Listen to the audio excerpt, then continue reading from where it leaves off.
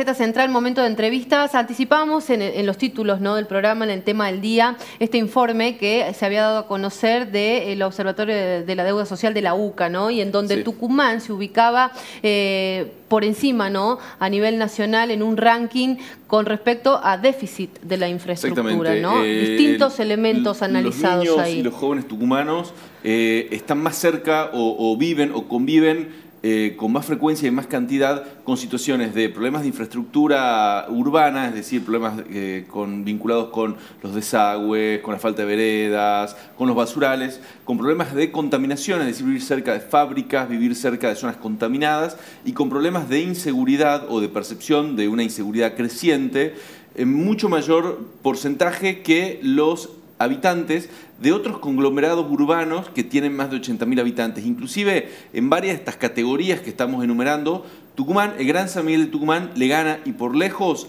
al conurbano bonaerense, Así que son cifras que encienden una luz roja y una luz de alarma con respecto a la situación en la que se vive fundamentalmente en los sectores más humildes y con mayores problemas de marginalidad en Tucumán. Exactamente, bueno, y lo decíamos, esto lo podemos ver todos, ¿no?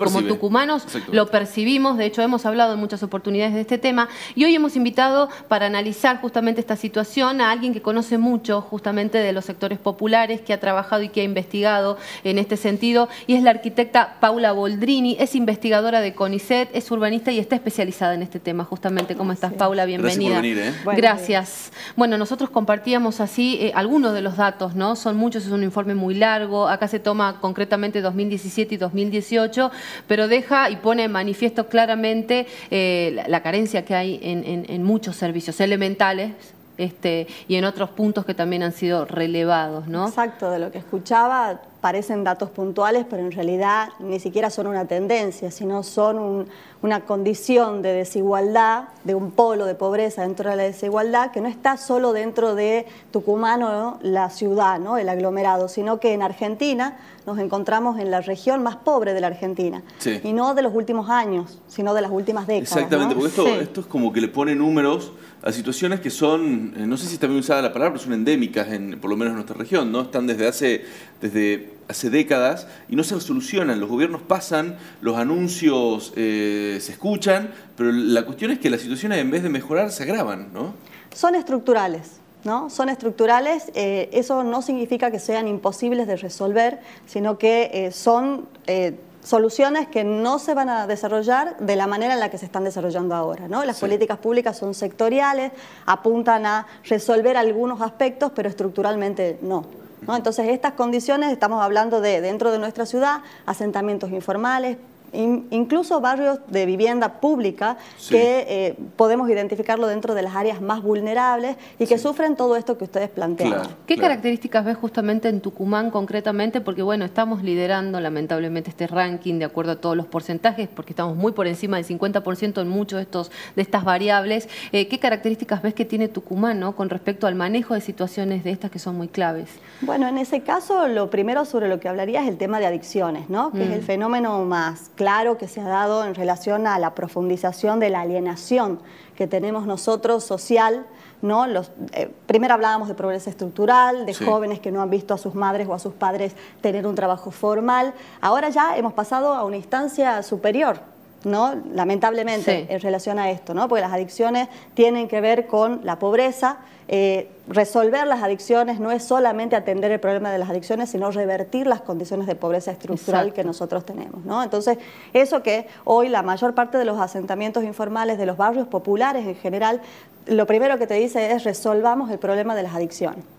No porque nos falte infraestructura, no porque no haya hambre, ¿no?, que también está peleando la punta entre los problemas, sino que son algunos de los problemas más carnales, descarnados que vivimos hoy en los sectores populares, pero que no solo ahí, ¿no?, sino que en toda el área metropolitana y en toda la provincia, porque lamentablemente también en las áreas campesinas también está llegando el problema de las adicciones, ¿no? Y tiene que ver con una raíz estructural. Esto no, por supuesto, el narcotráfico avanzado y demás, pero no tendría repercusión si no tuviéramos estas escasísimas condiciones de proyectar un futuro diferente. Inclusive tenemos ya generaciones de hijos de adictos, es decir, por lo menos posiblemente me equivoco, pero por lo menos ya hay una generación seguro de hijos de adictos, deben tener quizás 4 o 5 años, chicos que no solo no vieron a sus padres trabajar, sino que conviven con la adicción, padres que conviven con la adicción directamente desde la cuna. Exactamente, y así como la magnitud del problema, no hay proporción en el tipo de políticas que se implementan para esto, ¿no? Claro. Nosotros trabajamos en varios barrios, desde la Facultad de Arquitectura y el CONICET, tenemos equipos de intervención en el territorio, no solo investigamos, intervenimos, desarrollamos procesos participativos que van a fondo tratando de revertir la alienación social que existe, ¿no? Sobre todo con jóvenes adictos, y lo que sucede es que después esos procesos no son acompañados por las políticas públicas. Claro. Pero también hay un proceso, y corrígeme si me equivoco, hay un proceso de alienación. Repito, no sé si estoy usando bien los términos, pero de la misma persona que a veces vive en el barrio, sea adicto o no sea adicto, más allá de eso, el hecho por ahí de vivir en un barrio marginal, en un barrio con tantas carencias, con tantos problemas, también es un obstáculo para salir de eso, ¿no? Porque uno convive con un escenario donde eso se vuelve lo normal, se vuelve lo habitual, y a veces hasta con los problemas de transporte que hay, ese tipo de cosas, salir físicamente de ese lugar es una dificultad y se vuelve la realidad cotidiana y lo único que uno ve y observa todo el día. Bueno, como urbanista, las barreras físicas, pero también intangibles, ¿no? En términos de estigmatización que hay sobre estos barrios son muy importantes. Uno por ahí dice, bueno, las urbanizaciones cerradas se aíslan, no quieren salir, pero tienen la opción. Claro. ¿No? Nosotros nos encontramos en la población de los asentamientos informales con gente que no tiene la posibilidad, está incluso cerca del centro y no conoce el centro de la ciudad, ¿no? Y esto no es una elección. Hay un nivel de aislamiento de todo tipo, uno llega y dice, bueno, no pase por ahí, mejor no entre. Son barreras tangibles e intangibles que aíslan, ¿no? Pero que no son una autoaislación. Ellos no tienen, es forzada, ellos no tienen elección. Y hasta de lo laboral, eso te iba a decir, ¿no? Porque está ese estigma hasta la hora de ir a buscar empleo, ¿no? Y ahí doy otro ejemplo. En el caso de Los Vázquez, que es un barrio que venimos acompañando hace mucho tiempo con los dispositivos de salud, empezamos con las posibilidades de mejora del espacio público, que de algún modo es un termómetro en relación a lo comunitario, ¿no? Dentro del barrio eligen mejorar las condiciones del espacio público, que tiene que ver con el orden de la comunidad, de lo colectivo. A eso le apuestan. Cuando avanzamos en complejidad, hacemos los proyectos, prácticamente no se financian, empiezan a funcionar de manera autogestiva, pero ya empieza el barrio a proyectar posibilidades de producción, ¿no? Entonces dice, bueno, vamos a criar chanchos, vamos a criar gallinas, pero no pueden, porque las condiciones ambientales no les permitan después poder vender eso. Es un encerramiento en esas condiciones donde no hay políticas públicas, vuelvo a decir, para poder salir de eso. Y ustedes preguntarán, bueno, ¿qué políticas públicas? Son de dos órdenes. Hay muchas cosas que se sabe que ya se pueden resolver.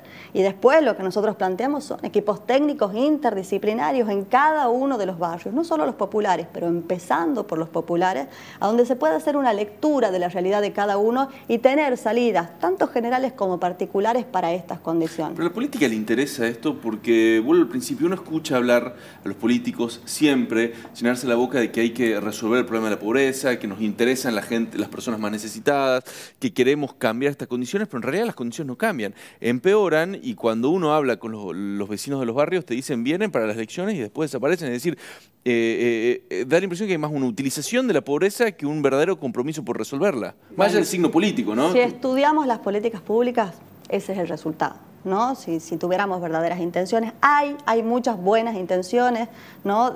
Pero concretamente no se están aplicando, ¿no? O por lo menos no están teniendo resultados, y en algunos casos nosotros planteamos, bueno, son una buena escenografía acerca de cómo, pero que después uno sabe que es imposible no saber que faltaban recursos, que faltaba formación en los profesionales y demás. No es tan fácil, no se trata solo de una empatía, de llegar al barrio. Es muy complejo trabajar en los barrios, ¿no? Es muy complejo trabajar. Y además me imagino, ¿no? Que son vínculo. Exacto. Has dicho una palabra clave. Eso. Generar un vínculo entre sectores que son sectores de clase diferentes. Sí.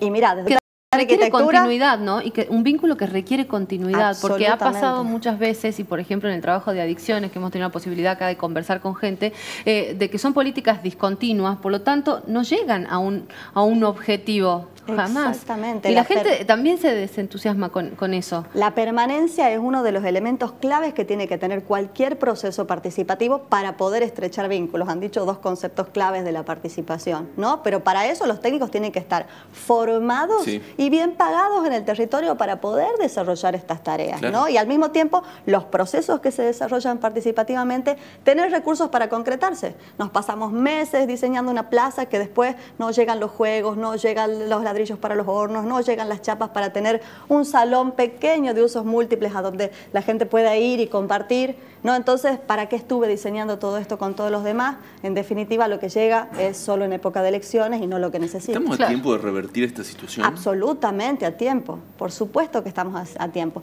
pero se necesitan políticas estructurales, ¿no? Claro. Se necesitan políticas que vayan a fondo. Y con esto no es, uy, bueno, políticas que vayan a fondo. Pero ahí es pensar son más posibles. Claro, pero ahí también quizás es pensar más allá de 4 años de gestión, ¿no? Que es lo que tanto cuesta por ahí al que asumen un cargo, decir, bueno, esto lo empiezo yo, pero lo sigue la gestión siguiente, sea el mismo signo, no sea el mismo signo, ¿no? Absolutamente. Sin embargo, 4 años se alcanzan. ¿Se alcanzan? Si hubiera alguien que efectivamente empezara con este tipo de políticas estructurales, habría ejemplos para sacarse la foto después de 4 años.